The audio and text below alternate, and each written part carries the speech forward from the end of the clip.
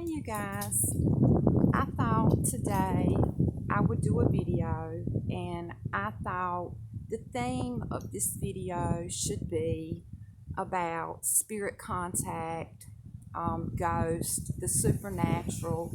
And I know it sounds kind of hokey, but for some reason I've had this idea of doing a video for some time now, and after a personal experience recently, I decided, it's worth a shot.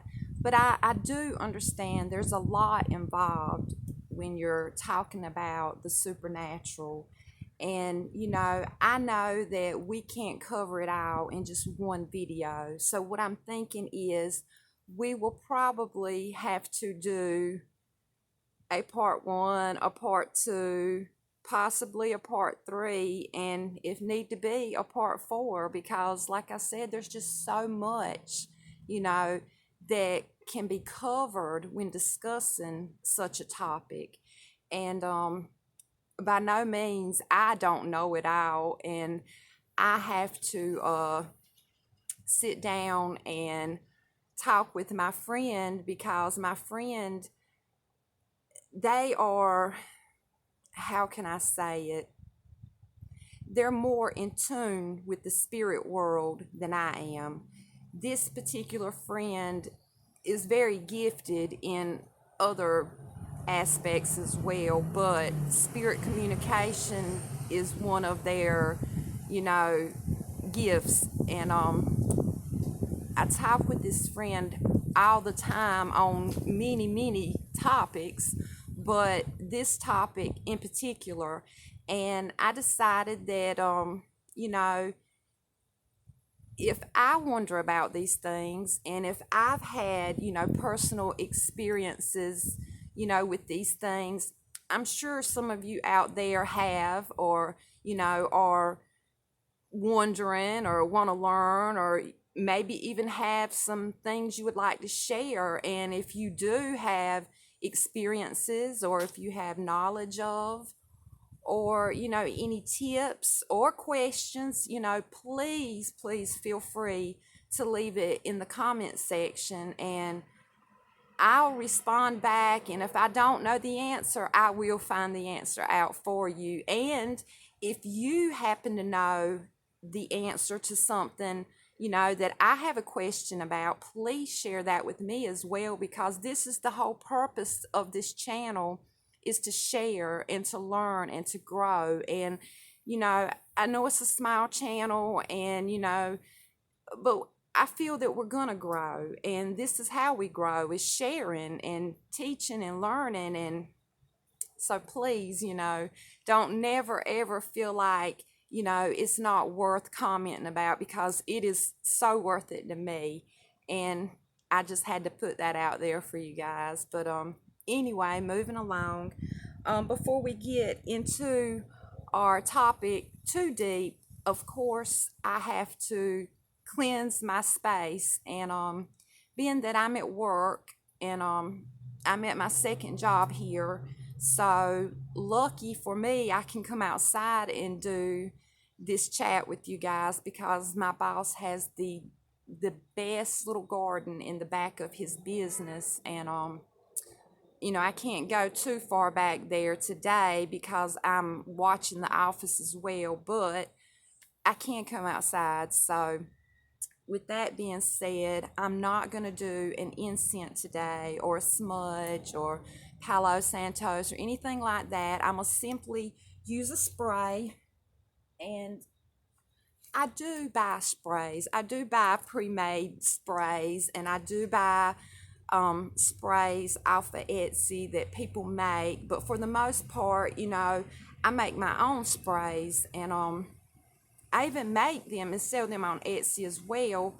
But I'm not, I love trying new things, and I love using other people's things. But I will buy store bought sprays, if you will. But and there's nothing wrong with that at all. But I still say that things that are made with your own two hands and that when that person is making them, they're putting their intention in it. They're putting their love and their sweat and their tears, and they're just putting their essence in it. I think those things are the best to work with. And this is just some spray that I made, and this is just a bottle that I had laying around the house that I took and rinsed out really good with hot water. And oh yes, I'm very thrifty.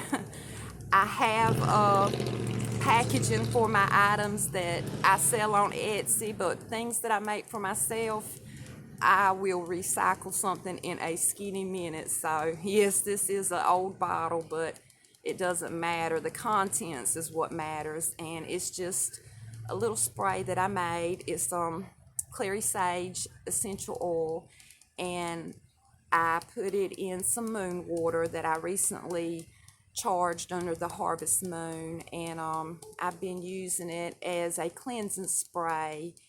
And I think clary sage is a really, really good ingredient to use for cleansing and clearing, but it's also got a protective quality as well. And like I always say, negativity is always waiting to latch on. So you've got to be ready to nip it in the bud. So just gonna spray. And it's windy, so I do know the wind is gonna carry it. And while I've got it on my mind, with it being windy, I've got a little tip for you, and I'm sure a lot of you probably already know this and probably already use this, but on a day like today when it's windy and you have things in your life that no longer serve you, things that you want to be rid of, that you want, to no longer be a part of you or a part of your life, and you want to get rid of it. Walk outside on a windy day, and you can simply speak these things if you like, but everyone has their preference in the way they do spell work, but you can also write these things out on a small piece of paper. I can't urge that enough. Use a small piece of paper, because once you write these things that no longer serve you and that you want to be rid of, write them on a very small piece of paper, and then take and draw a X over these things, and that's signifying that you don't want them, you don't need them, stop. They're serving no purpose. And then once you do that, take and tear your paper up into little small pieces, and then when the wind, gust, a pretty good sized gust, open your hand and let the little pieces of paper blow away into the wind. And if you don't want to be a litter bug, you can simply speak your things, as the wind blows, you can speak them out. And element of air, very, very great element to do cleansing work. It will carry them away, and like I said, I just had to, with the wind blowing today, I just had to share that with you guys. And like I said, some of you already probably know that and probably practice that, but it's just, I had to share it with you. And that's what we're here for, is to share. But moving along, we've got our spray going. And I always bring a stone. But today I'm at work, so I do have a little stone here on my necklace, and it's amethyst, and that's a really good protective stone, and it's just an overall good stone. It's a common stone. It's great with dream work. Protective. It's good in love magic, and it's really, it's a good luck stone of sorts. But I wore it because it's something new that I bought for myself, and that's why I wore it. But I figured why not incorporate it. But what I did bring was my selenite wand, and for some reason I have been using this particular wand a lot lately, and it's an older wand that I bought many years ago, and you know I've got new ones, and I've worked with them and I like them very much, but for some particular reason lately, this big old chunky wand right here has been calling my name. And they say we don't pick the stones that we use and that we choose, the stones pick us. And I used to think that was a silly quote, but I really understand it now, and I do see that it has meaning because, like I said, the big chunky wand here, and I've had it for quite some time, like years I've had this, and it's just been calling to me lately. So, you know, if it's calling to you, there's usually a reason behind it. The goddess, she she tells us things and she shows us things, and it's not always in a traditional way of like speaking to you like, hey, do this, or you know take this. But a lot of times, she'll speak to us in ways that we don't quite see. But, as it comes to us and we start to see that it is the goddess trying to show us something or tell us something, I urge you, please listen. So I brought this, and I just thought maybe we would, clear our space a little more. And like I've said before, selenite is superb in cleansing. You cleanse yourself, your space.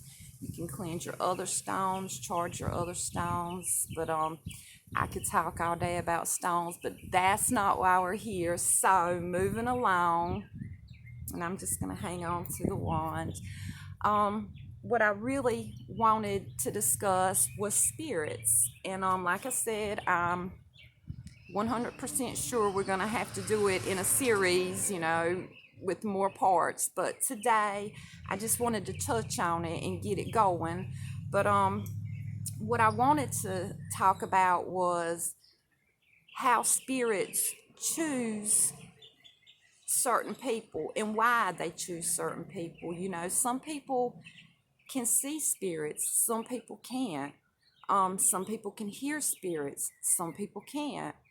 And if you're lucky enough to be one of those people that spirits communicate with, there's usually a reason. I know there's not always a reason for things, but for the most part, there's a reason.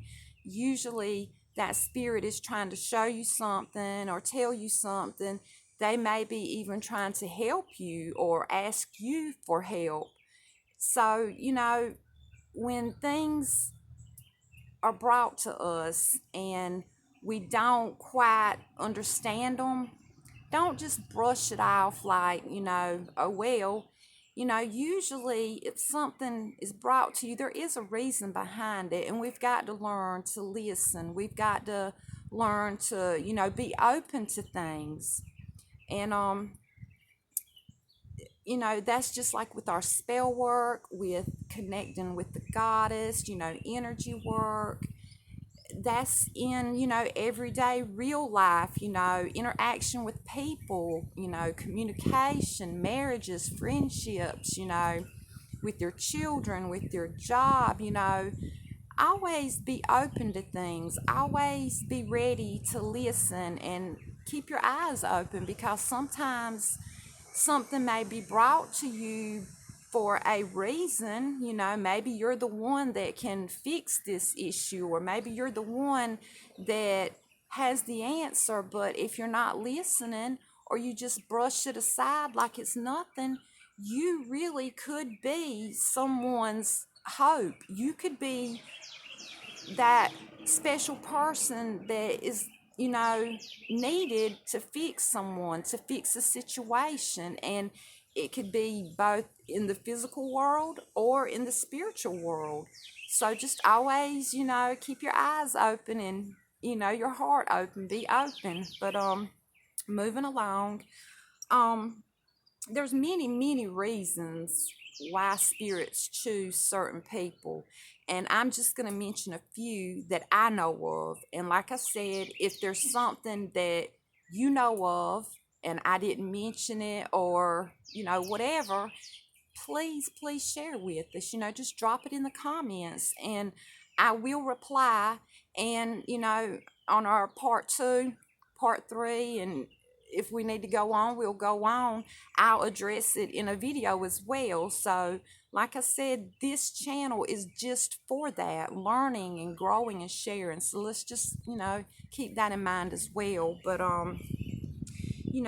some people that are able to see spirits are children, and I think that's probably one of the main types of people is children. And that's simply because children have their innocence. They still have that purity in them. And children, depending on their age, but usually children, spirits tend to choose them because a child hasn't been on this earth as long as an adult. And meaning that the child, they recently crossed over from the other side, into this realm. And so they're still what you would call like fresh. They still have energies and attachments to them from the other side. And ghosts and spirits, they can pick up on that. So of course they're going to choose someone that is more open and that has that freshness to them, if you will. I don't know if that's the best word to use, but I think you guys know what I mean. And children, they have a light within them that adults tend to let go out or dim. Children have that light. And spirits are always attracted to the light, not meaning a physical light, but the light within, the light of the soul, that type of energy. Spirits are drawn to that. Both good spirits and bad spirits, they're always drawn to someone's inner light. Another thing that causes spirits to be drawn to people is fear. And I know that may sound silly, but fear is one of those emotions that's a very strong emotion. It's packed with energy. Fear is somewhere along the lines with love and anger. It's a very powerful emotion. And if you are being overcome by fear, if you're letting it dictate your life, and you're filled with that fear for some reason, spirits and ghosts are drawn to that like a magnet. So if you're a very fearful person, you probably are attracting spirits and ghosts like crazy. Another one is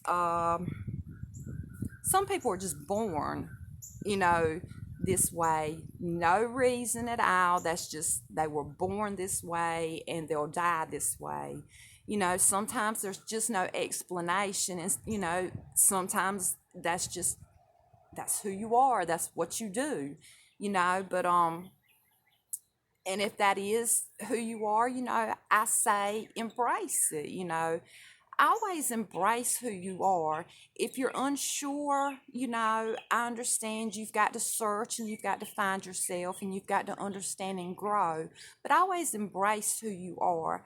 Be safe about it, always cleanse and, learn and gain as much knowledge as you can before you jump out there and start doing, things. But never ever, just because you're different or you're weird, don't ever just sweep it under the rug and, try to be normal, because what is normal? We are who we are. And you may be weird or you may be different, but I promise you, you're that way for a reason. We all have our calling and there's a reason behind it. So just embrace yourself and, don't allow yourself to change who you are or be someone else because you're scared of what people will think or what people will say, because I wasted so much time of my life doing that. And during that time of my life, I wasn't always the happiest.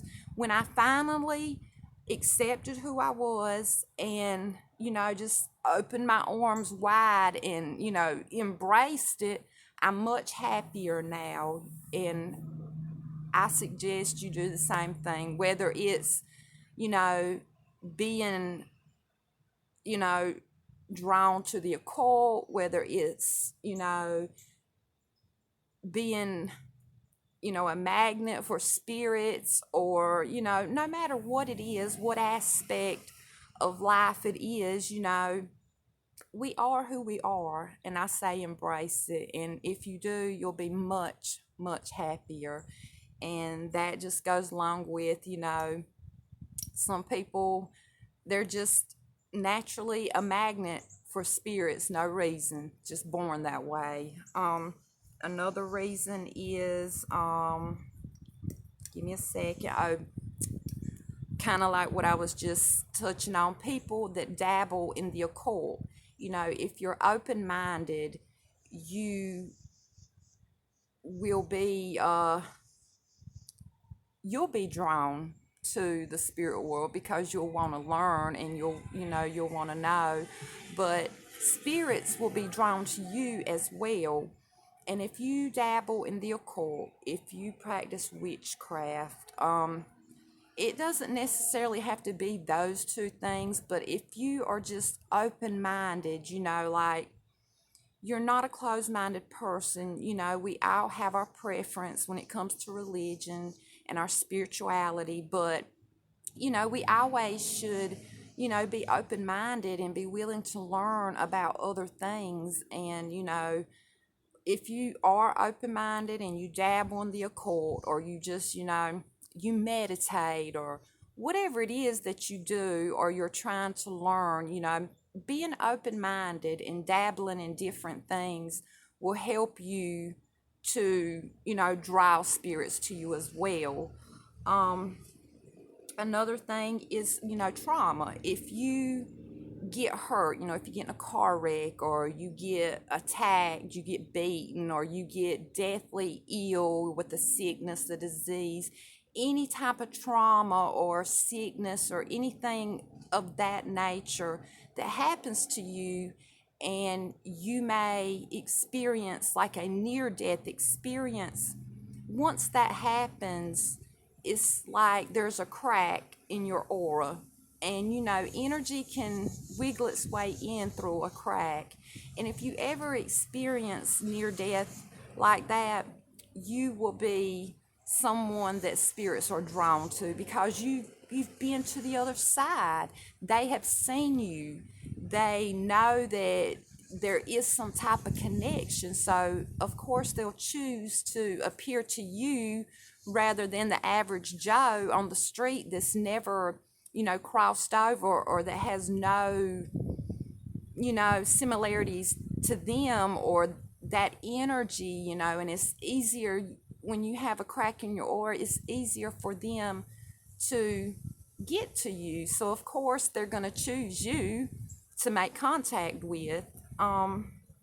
Another thing is, and I was iffy about talking about this one, but I might as well put it out there. Addiction. If you have a drug addiction, or an alcohol addiction, or a sex addiction, a gambling addiction, it doesn't necessarily matter what type of addiction, but the fact that you have an addiction. And the reason I say that is because when you have addictions tend to dull your aura. And and if you have like long-term addictions, meaning that for years and years you have been addicted to drugs or, whatever you are addicted to, over time, your aura will begin to rip and tear. And when it does, energy can enter through those rips and tears. And it can be spiritual energy, spirits, ghosts, entities. And, not only that, but usually people that have addictions, their addictions start because of fear and because of pain. But after some time, you become numb to fear and pain. And I'm not going to say you overcome it, but you become numb to it. So, fear and pain doesn't affect you like it does someone that doesn't have an addiction. And, spirits, they can sense that, you're not feeling that fear, you're not feeling that pain, and you have a crack or a rip or a tear in your aura, so they can get to you fairly easily, and they will get to you because they're going to choose people that's easier to, make contact with. They're going to choose people that have any type of similarity to them, and they're going to choose people that have different energy than the normal person. You know what I'm saying? If you're like everyone else, they're not going to try to make contact with you. But if you're different and your energy's different, they're going to be drawn to you because, for instance, if you were looking out at a field of flowers and all of the flowers were white, you would see those flowers, you would see all of those white flowers. But if you was looking out at that field of flowers and there was one single bright red flower in the midst of them, it could be at the very, very back, very hard to see, but that bright red flower would be seen. And when you looked into that field of white flowers, you would see the white flowers, but you would see that red flower, that would be the first flower you seen. That would be the only flower you seen. That would be the flower you continue to see. So, just like the field of white flowers, people's energy, when ghosts look out, into this realm and they see all of this energy, they see all of this energy. But if you are out there and your energy's different, you can have an addiction, you can be born this way, you could have experienced trauma, you could be consumed by fear, you could be a child, you could be an elderly person, meaning that you're closer to death. Not meaning they're going to die, but, an older person, the older you get, the closer to death you are. That's just logical. When those spirits are looking out at those flowers, they see all those white flowers. But when your energy's different, they're seeing that one red flower. And of course, if you're going out to pick flowers, you're going to pick that red flower before you pick any other flower. You know what I'm saying? And that's the same with spirits, They're drawn to people because they are drawn to life. They're drawn to, life force, to the energy of life. They want that again. And in some cases, they may have never experienced that, depending on, if they're a spirit, a ghost, an entity, whatever they are, either they want it back or they want to experience something they never have. And, they're going to go for the one that's, like them, that's different. So if you're out there and you're the red flower, you're going to get picked, believe me. And I think I'm going to wrap it up because there's just so much more I could talk about. And I think we'll have a part 2, possibly a part 3. But until then, I hope you'll come back. If you resonated, like and subscribe. Also, we have a Facebook group, The Witch Within. You can check that out as well. And really quickly, in order to receive, just you've got to believe. So if you believe, you will receive. And I'll talk to you guys later. Look for part 2. Bye.